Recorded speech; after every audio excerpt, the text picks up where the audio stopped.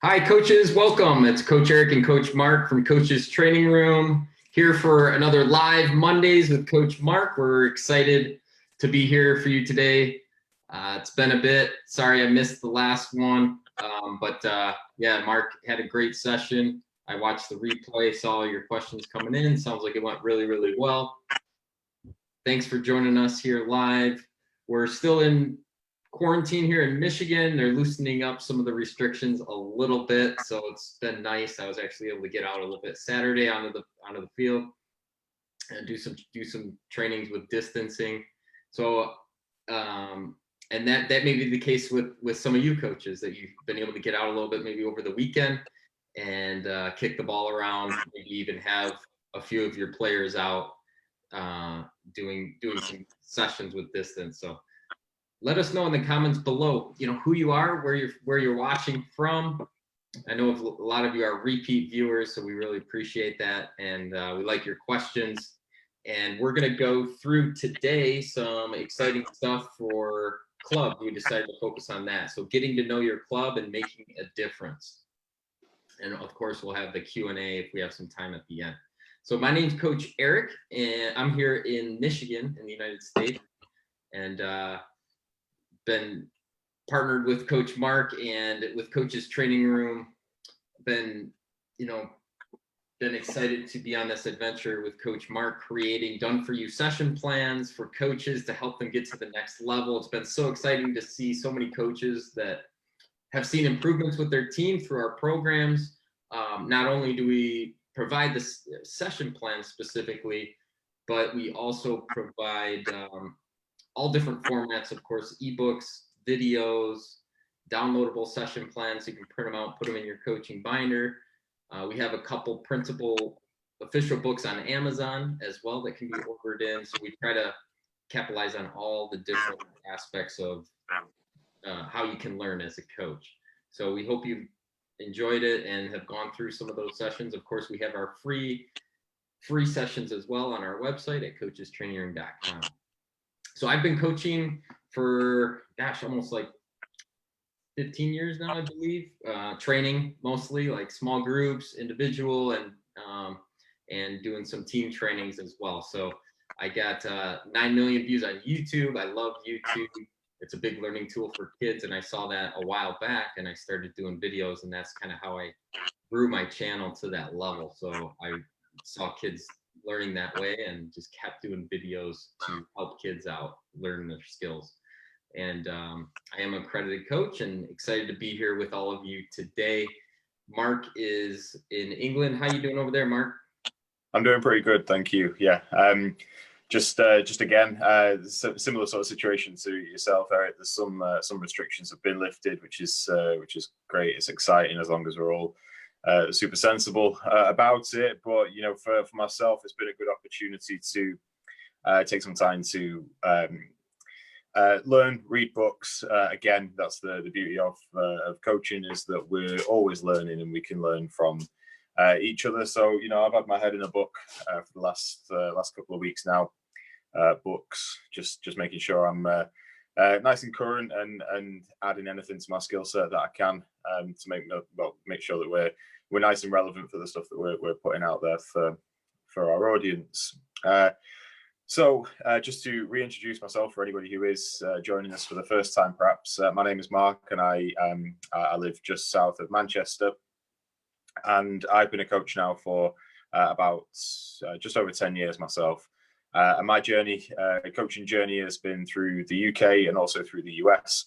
And I do credit my coaching style and ideas down to having the exposure to a number of different coaches from different areas of the world, and knowing that there is no one way to arrive at the end destination, because that's what's really fun and really exciting about the game of soccer, is that we can all apply our own different methods and different logic, and it's all right in its own way, in its own style, and we can all arrive at similar destinations as far as learning and increasing our own skills, but we've all taken a different journey on that way.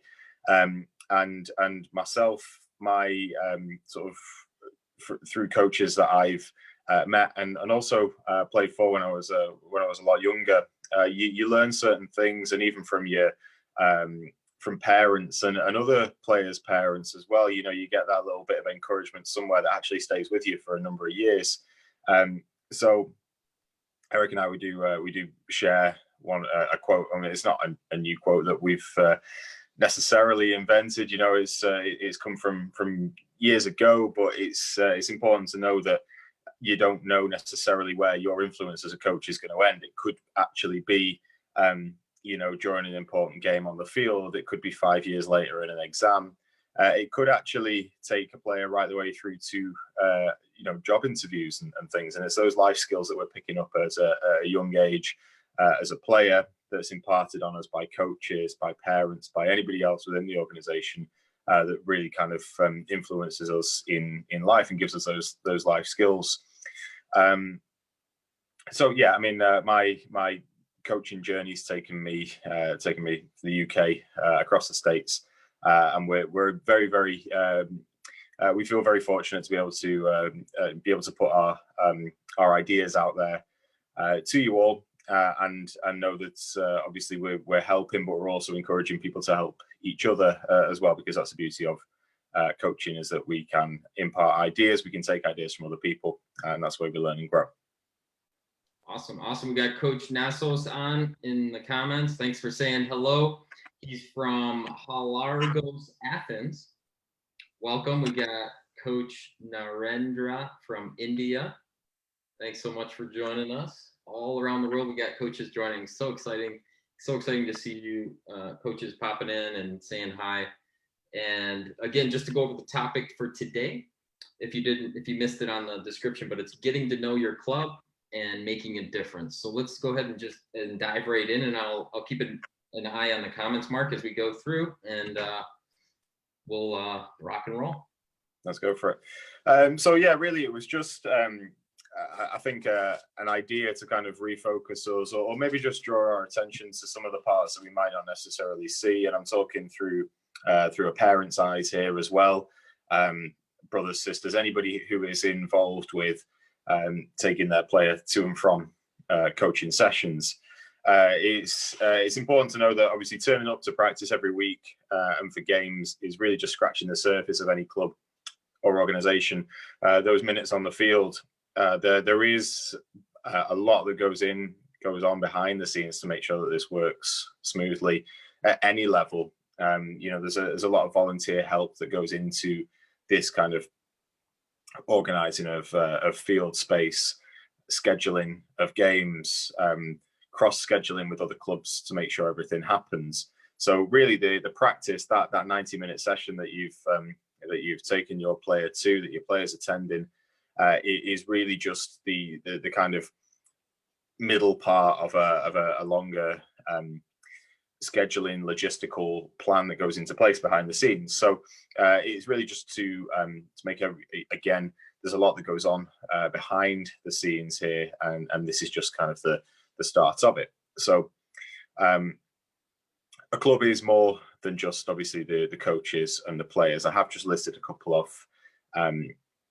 people who are within this and actually keep everything turning, keep the wheels going round. But we'll start at the very, very top, and I would be interested to know of any coach, parent, player watching, if they're aware of the mission statement or the vision of their club. So if you do know it, drop it in the comments section there, just to let us know, because that for me really is the top of the tree, is the club's mission statement and the vision. That is something that should bleed through to all the levels, should be really, really interwoven at every level. So it's one of the messages that should be reinforced. So if you're not aware of it, if it's not available on the club or organization website, I would be asking the people who are in charge, the directors of coaching, just to kind of impart some of their ideas, because ultimately at the very, very top, there should be a vision or a mission to be aiming for. And that could be as straightforward as to create a community-based platform to get people out and playing soccer. It could go a little bit deeper, and it could be the inspiration through sport that that we've just touched on there, that those kind of life lessons that extend further into other areas of our life, to job interviews, exams, to come in second in something, and knowing that it's important just to congratulate the person, who did, to lose with grace, because it happens. It's part of life. So sometimes these are woven through the mission statements and the visions. It could be as simple as shooting for the stars. It might be that you want to, the club directors want to create teams that are going to compete at a traveling level, a high level competition, and to do that, that'll be woven through their mission statement and vision. So yeah, if you do know any, please drop them in your comments if you know the particular mission statement or vision for your club, and we will. It'd be interesting to see how they differ, because ultimately it's a very, very same. The process is the same, but the visions could be very, very different, and that would influence how we actually go about the implementation of our sessions. So we'll just go through the hierarchy, and really, again, it's more. I might be saying some things that everybody knows already with regards to their club. Clubs vary hugely by size. I want to say club, I'm talking about regions as well. Sometimes we could just have a particular region that would play an interleague. So I'll be talking about yourselves here when I'm talking about a club as well. So the hierarchy would be as follows. So we've got our board of directors, and again, the size of your club will determine how large these are. But typically speaking, a board of directors or a director, and then from there, beneath that, you might have a director of coaching, who would oversee how the kind of coaching curriculum is implemented. And that is somebody who is taking on board the views of the board of directors. The director of coaching is going to look at the style that you want to play, that how it ties in with the mission statement and the vision, and try and lace that through. And again, it's about engaging and dropping down to the next level. You've perhaps got the age group coordinators who would go hand in hand with the sort of regional coordinators. So directors of coaching are going to be talking to these and making sure that any information trickles down the right way. So they're actually their eyes and ears on the ground, talking to the coaches and the assistant coaches to get, firstly, the message across, how you do any particular style. It might be a holistic approach that's going to go up through the ages, whereby the mission and the vision is actually laced through that curriculum. The curriculum is ability specific for the particular age group that you're in, but ultimately it's with a view for these players to age up to U10 or U12, right the way down, and also bring the coaches up to a certain level as well. So you might have had a coach who's come in under fives and played, the mini kickers with their son or daughter, and they've got the bug. They started coaching, and now they are part of the club, and it's the club's job, the directors of coaching, to get those parents who have just come in as mum and dad, and get them qualified through the right means, to give them the right training on field amongst the club, to actually get them to a point where they're able to deliver the curriculum in a way that ties in with that mission statement and the vision. So that's the kind of coaching hierarchy that we're looking at for the club, and how that actually relates to the end product that we see. But all the while, the things that making these happen are people like operations and scheduling coordinators, who would then be in communication with field coordinators, because the field space that we play on, unless we are a club with a good sized budget, we're talking about having designated fields for ourselves. It might be that we're playing on parks in a community, which is shared with other clubs, other people who want to enjoy the public space. So there needs to be scheduling for the fields, for the field space. We need to know who's coaching where, so we don't have any conflicts when we're on the field, and we make sure that everyone can train at a certain time.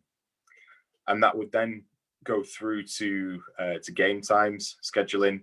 making sure that everyone's playing the right team when they should at the right times, and that information is actually communicated through. So these are some of the operational side of things that we don't always see, or we perhaps take for granted sometimes as well, because it is a huge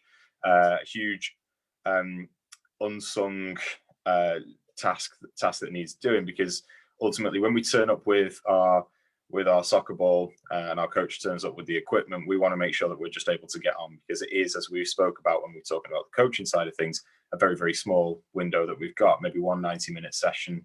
It might be 2 1-hour sessions.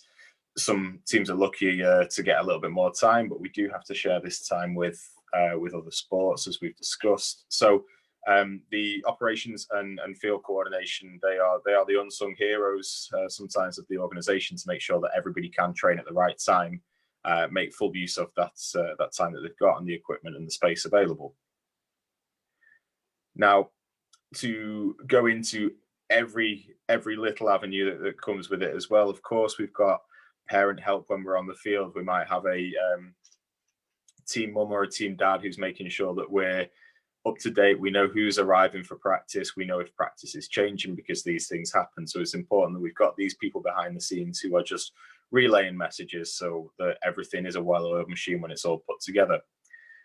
It could be as well that you might have taken on a youth coach, somebody who is playing a couple of years up. It's great when clubs do have these programs available, because it's something for the younger players to aspire to. If they've got like a under 16s, under 14s player who has a little bit of extra time, or who has an interest in coaching, can come down to a session and kind of join in, show us some things as well. It's great for the younger players to make that connection with somebody who, with all the respect to us, someone a bit closer to their age, who can show them the stuff. Is something that they look up to, and that could be a part of this as well.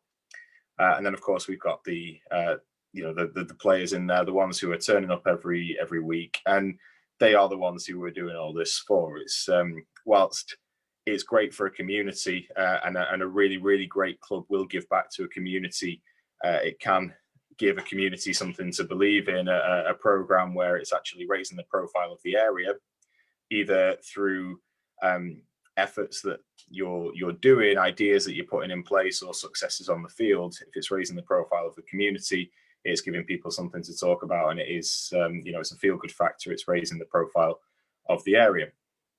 So it's the players that we do it for, but we can see just from a 10-minute overview there's a lot of layers to it. So my kind of overriding message for this particular week's conversation is, if you aren't already involved, or you do have an interest in being involved, as we start to return to whatever we can call normal, clubs are going to need an awful lot of help in rearranging the coordination side of things. So that it's my belief that there's no better time to actually get into coaching. And I say coaching, I've already covered there that there is an absolutely a real wide range of jobs. I'm talking treasurers as well, these sort of things, people who are controlling budgets.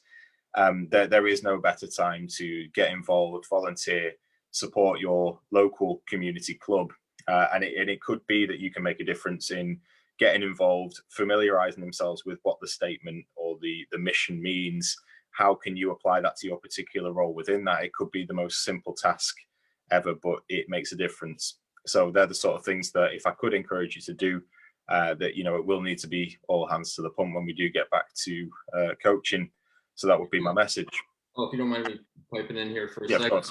We do Yeah. understand that some of you coaches are a part of larger clubs or smaller clubs, or not a part of a club yet at all,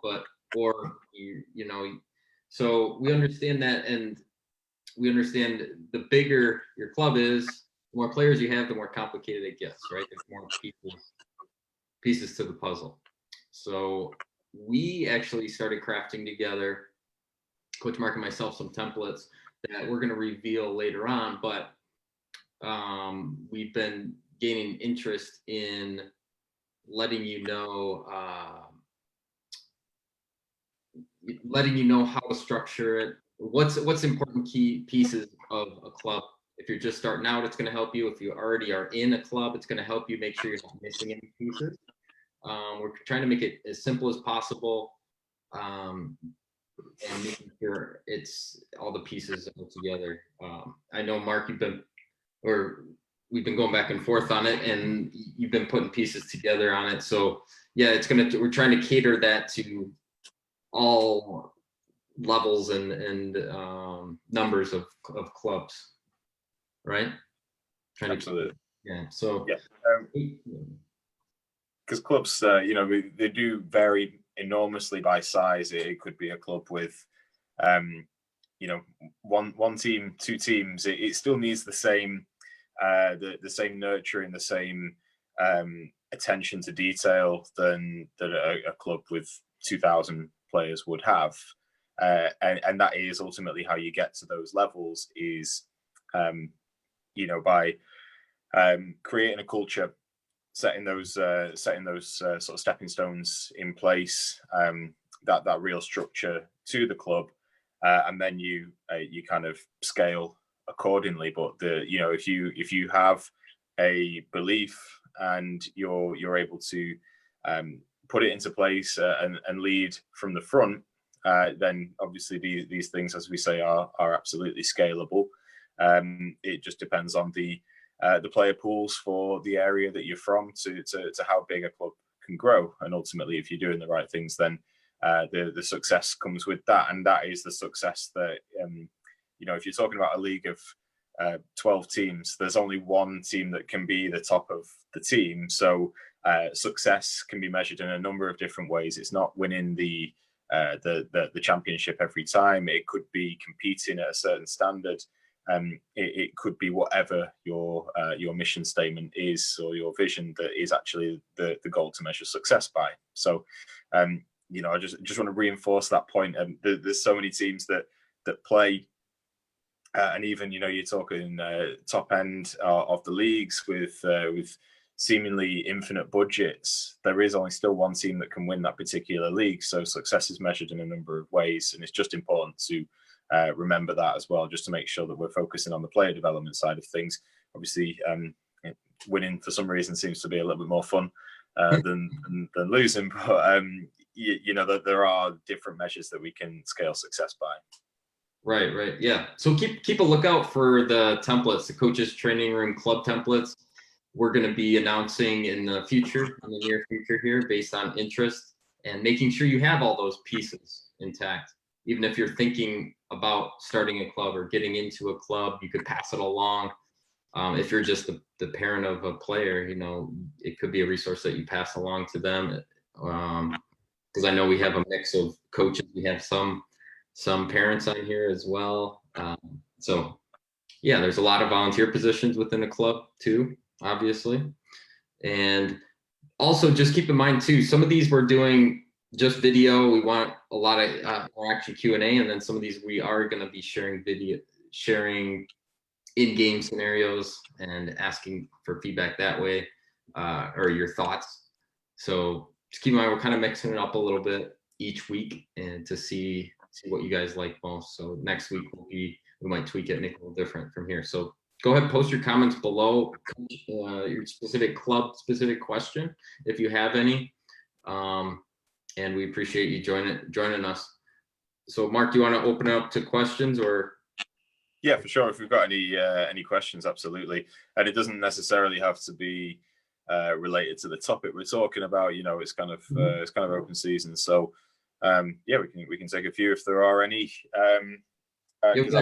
Coach Gary's on, Coach Melissa again. Thanks for joining. Again, we appreciate you. Christine is on joining. Coach Ronnie, Coach Bora, thanks so much for joining us.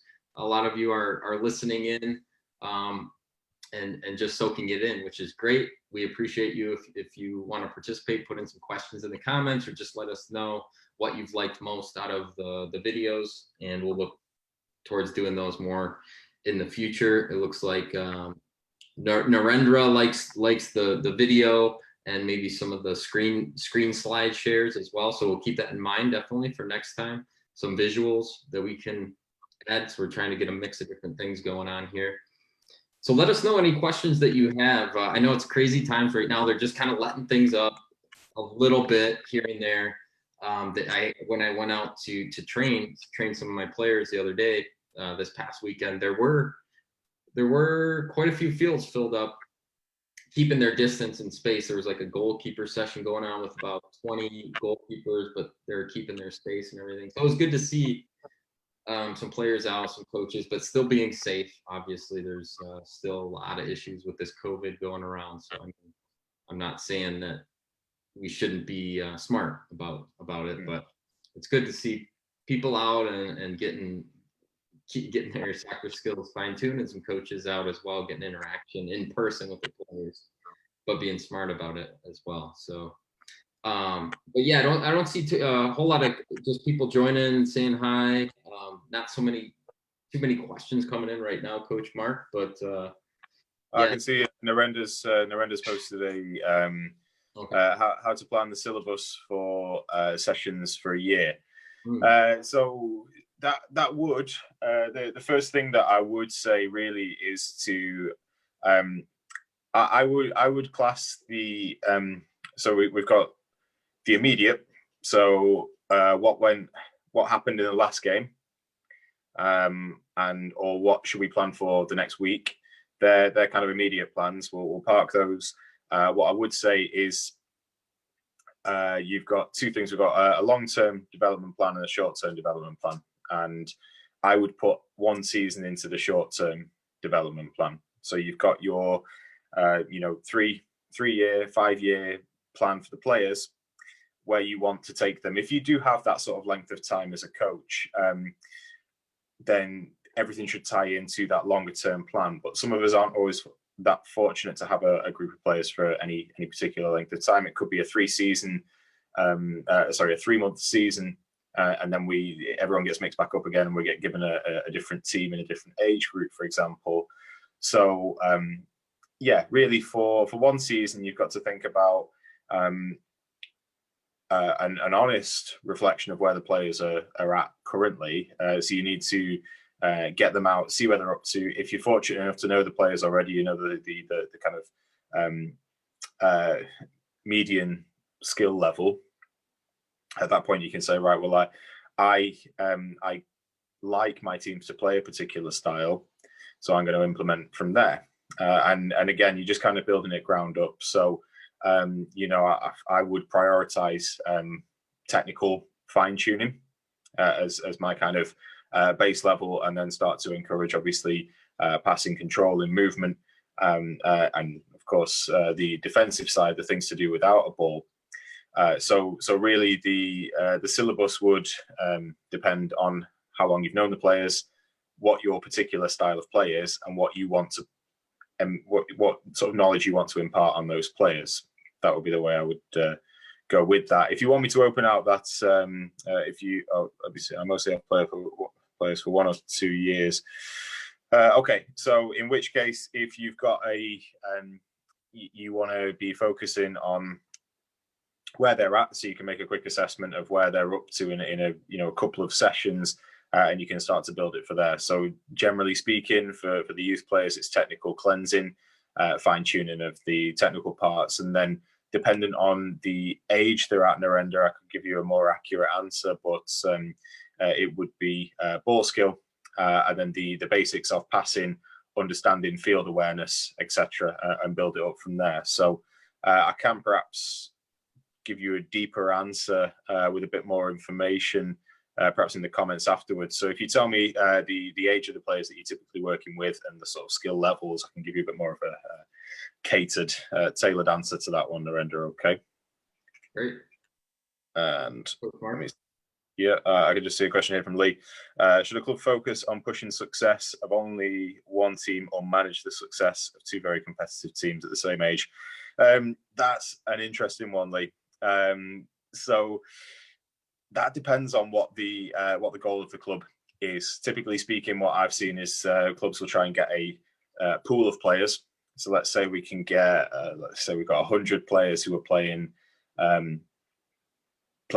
See, I'm just using easy numbers now for it's late here and my maths isn't great. So 100 players And as a club, we are going to try and whittle that down. So we from that we might be able to make 3 teams, 3 competitive teams. That's 36 players. We're talking sort of sort of just over 60% of our players. We can actually push them into the next bracket, and from those we can either really try and form one really good team, or we could form 2 who are both really competitive. From experience, I prefer, and I don't really like using the terms A team and a B team, but I have seen it done where you've had the 2 teams basically. I would like to see them be equally competitive, because I actually think it encourages, it doesn't allow anybody to rest. If you can form 2 good, really good competitive teams that can compete with each other, that's actually going to spur them on together. It means you can play some games whereby they're actually competing with one another. It creates that friendly rivalry, and it does actually increase the level of play. So I would prefer to see 2 very competitive teams at the same age, but I know that's not the will of everybody, because if you're thinking about that, you're only even on a game day in the Premier League or the MLS, there's 11 players that start, and there's another 5 or 6 on the bench. So, but if you were to put together the pool of 30 players that they come from, everybody on merit could start in that top, in the starting 11 on any given week. There are some standout performers, but there are people who are kept honest, kept sharp by other players who are in and around the squad. So I would like to see 2 teams, Lee, if I'm going to be completely honest, that are both competitive, that can push each other on. Great. Yeah, thanks for the questions, coaches. Yeah, we appreciate Thank you. Yeah, we'll get this wrapped up. We appreciate the comments. Thanks, Coach Mark, for the answers. I know it's late there. We don't want to keep you. We try to keep these about half an hour. So each and every time, we appreciate you joining live. And again, we still do, since we're in this quarantine time, players are at home and are able to coach on the field. We do still have our individual player skills package available for just $9. You get over 40 activities that they can do at home or in the small spaces or in the backyard. So we still do have that available. We have a couple bonuses as well. There's an ebook that comes with it, and also some bonus activities as well. So it's all online, all through the members portal, and you can also pass it along to your players with the username and password. So let me know if you want me to create one specific for your players. I'll do that as well, no problem. We've never done that before where you can share the login, but during this time we are offering that. So we really feel it's a time to, to share some training so the kids can stay up on their skills at home and it's still fine-tune and build those skills in small spaces at home. So, and get that encouragement and that support. So yeah, these are, through video, online, with step-by-step text instructions. And I'll share the link in the comments below, but it is something we're doing, lifetime access, just $9 as well. So yeah, I think that about wraps it up. Let me put that in the comments here. I'm gonna put it in, pin it here. And then Melissa just asked real quick, is it better to play long balls or short passes to go up the field? I mean, I guess it kind of depends. I mean, Mark, if you want to cover this a little bit, but I think it depends on your style of play that you want to do. Yeah, for sure. I mean, it's I suppose the most direct route to goal would be long, but I much prefer players to problem solve, and try and work out a way up the field by passing. I think ultimately it creates better opportunities, a better understanding of the game, and also you really fine tuning the ball skills. If it's the 89th minute and we need a goal, I'm going to completely backtrack on my answer, and I'm going to say get the ball at the field as quick as you can. It might be sending the central defender up front, who's the tallest player, to try and get on the end of a flick from a long ball up from the goalkeeper. But no, jokes aside, I much prefer the short passing game for two very, very quick reasons. If you can make a 10-yard pass, chances are you've got a higher success rate than a 30-yard pass. And also, if you do make an error with the 10-yard pass, you're only 10 yards away from the ball and the play with the ball. So you can actually begin to defend straight away. So it actually minimalizes the transitions between. So that is my personal preference. And I would prefer my players to play that way, just because I think it does, it's more touches, it's less, perhaps less trying to control the ball out of the air, but it could be controlling the ball out of the air from a goalkeeper's long ball upfield. It sort of lessens the success rate, perhaps anyway. Short ball game, more touches in the right area, and also kind of really enhances the kind of learning, because of the position on the field that we lose the ball, we're able to defend again quickly, and it just encourages more touches and more transitions and more time on the ball. Second that answer. Very good. Very good. Very good detail, Coach Mark. Appreciate that. Good question, Coach Melissa. Thanks so much, coaches, for joining us. As always, we appreciate your likes, your comments, your share this video. It will be recorded on our page, so you can always share it after. But we do like you joining live to see your comments and questions. All right, we'll see you next weekend, Monday, same time, same place, 5 p.m. Keep a lookout for the notification on your phone. And thanks so much for joining us. All right, take care. Thanks, and we'll see you next week. Bye.